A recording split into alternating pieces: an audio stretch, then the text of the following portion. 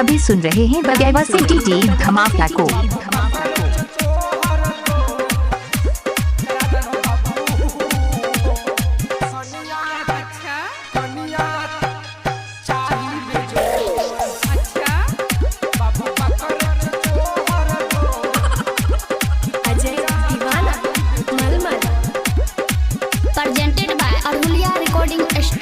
बाबू पकड़ चचोहर गोर चिकनिया चाही बेजोर। बाबू पकड़ चचोहर गोर चिकनिया चाही बेजोर। वही बनत हो जनता चचोर चिकनिया चाही बेजोर। बाबू पकड़ चचोहर गोर चिकनिया चाही बेजोर। वही बनत हो जनता इलाका किसी का हो धमाका दिवाकर दीवाना भाई का ही होगा।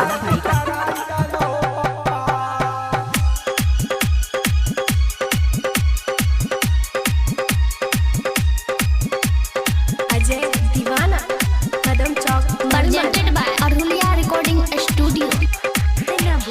सबका बियाह में रहे छागुआ हमारा भगला दिवाली फगुआ।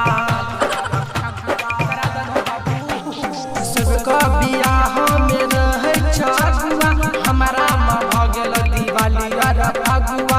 आबो न रहब दुख न सहब करबो न तोहर मन मानी।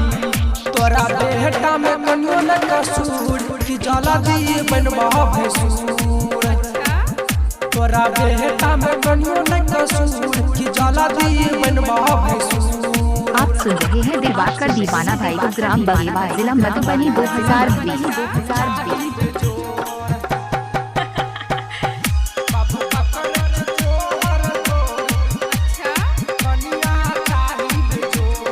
अजय दीवाना कदम चौक मलमल।